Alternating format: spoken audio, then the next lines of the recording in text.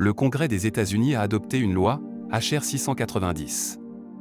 Ce projet de loi a été présenté pour mettre fin à l'antisémitisme aux États-Unis, mais il comprend une clause qui rend désormais illégale l'affirmation selon laquelle les pharisiens ont tué Jésus. Cela reviendrait clairement à nier la Bible. Cela provoque un grand tollé. Allons-nous vers une ère où la Bible pourrait être interdite?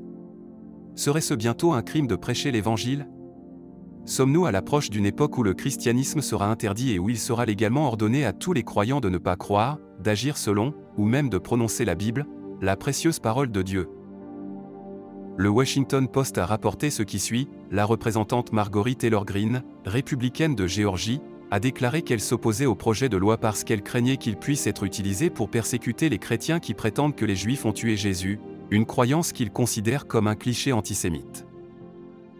L'antisémitisme est faux, a-t-il écrit sur X mercredi, ajoutant qu'il n'aurait pas voté pour la loi car elle pourrait condamner les chrétiens pour antisémitisme simplement pour croire en l'Évangile, qui affirme que Jésus a été livré à Hérode pour être crucifié par les Juifs. La question a suscité de multiples réactions. D'une part, il existe des interprétations différentes et contradictoires. Certains exagèrent, d'autres critiquent et certains accueillent favorablement le projet de loi. Sans aucun doute, cela a généré et continuera à générer des divisions. Mais comment nous, chrétiens, devrions-nous interpréter ces évolutions? Je voudrais vous offrir une perspective biblique sur une question particulièrement urgente.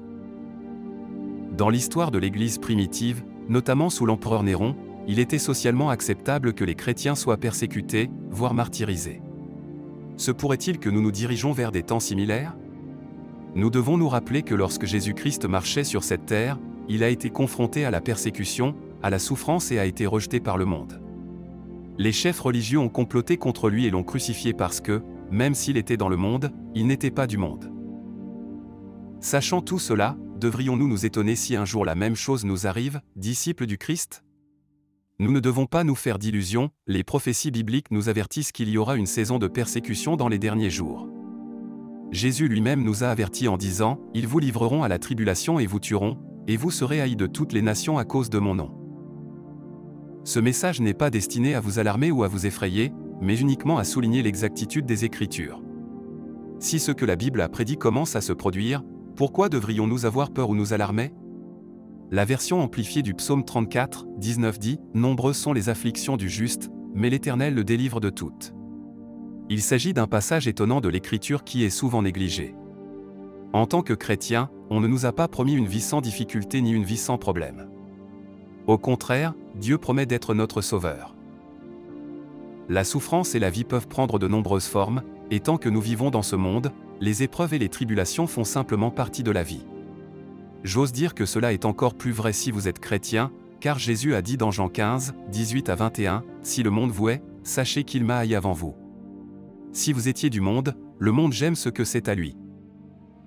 Mais parce que vous n'êtes pas du monde, mais que je vous ai choisi hors du monde, c'est pourquoi le monde vous hait. Souvenez-vous de la parole que je vous ai dite, un serviteur n'est pas plus grand que son maître. S'ils m'ont persécuté, ils vous persécuteront aussi, s'ils ont écouté mes paroles, ils écouteront aussi les vôtres. » La question que nous devons nous poser est la suivante: comment devrions-nous gérer le fait d'être détestés par le monde? Comment devrions-nous faire face à la persécution mondiale?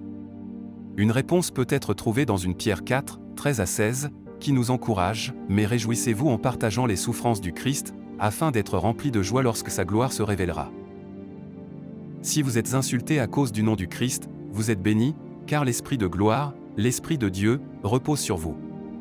Si vous souffrez, cela ne devrait pas être comme un meurtrier, un voleur, un malfaiteur ou un fauteur de troubles. Mais si vous souffrez en tant que chrétien, n'ayez pas honte, mais glorifiez Dieu qui porte ce nom. Lorsque vous souffrez à cause de votre foi en Christ, lorsque vous faites face à la persécution à cause de vos croyances, trouvez de la force dans la parole de Dieu. La Bible dit que vous êtes bénis parce que l'Esprit de gloire et de Dieu repose sur vous. Laissez-moi vous encourager en vous disant que si vous rencontrez des difficultés en tant que chrétien, vous êtes bénis, car en participant aux souffrances du Christ, vous serez remplis de joie à son retour. Vous recevrez une récompense pour votre fidélité et, face aux défis de la vie, vous pourrez compter sur une promesse, « Nombreuses sont les tribulations du juste, mais le Seigneur le délivre de toutes. » Examinons maintenant d'autres rumeurs qui émergent en cette période d'incertitude mondiale. Certains disent que, compte tenu de ce qui se passe sur la scène mondiale, nous ne sommes plus à la 11e heure, mais nous sommes juste à la porte. Les événements décrits dans 1 Thessaloniciens 4, 16-17 sont sur le point de se produire, car le Seigneur lui-même descendra du ciel avec un commandement, avec la voix d'un archange et avec la trompette de Dieu. Et les morts en Christ ressusciteront les premiers. Alors nous, qui sommes vivants et restons, serons enlevés avec eux dans les nuées, pour rencontrer le Seigneur dans les airs. Et ainsi nous serons toujours avec le Seigneur. En outre, il existe un troisième groupe de personnes qui prétendent que nous entrons dans la période de tribulation, où la persécution des chrétiens augmentera à de nouveaux niveaux, l'Antéchrist sera révélé et la colère de Dieu se déversera sur la terre.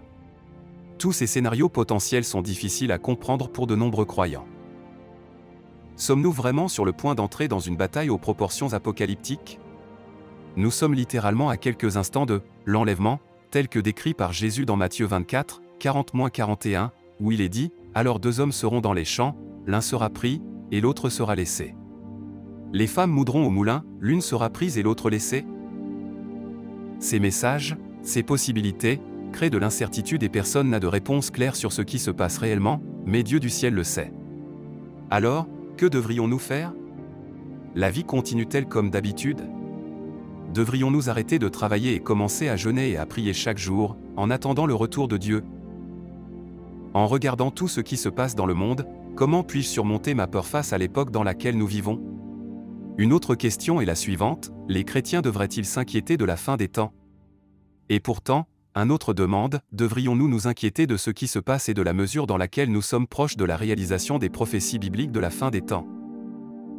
Ce ne sont là que quelques-unes des nombreuses questions que nous avons reçues, mais j'imagine que de nombreux chrétiens à travers le monde sont inquiets, agités, anxieux ou même tendus à propos de cette époque actuelle. Mais avant de répondre à ces questions, je veux vous ramener à l'époque où Jésus-Christ marchait sur terre. Un jour, alors qu'il était assis sur le mont des Oliviers, ses 12 disciples l'abordèrent en privé avec une question qui les tourmentait. Ils demandèrent, « Dites-nous, quand cela arrivera-t-il? Et quel sera le signe de votre retour et de la fin du monde ?»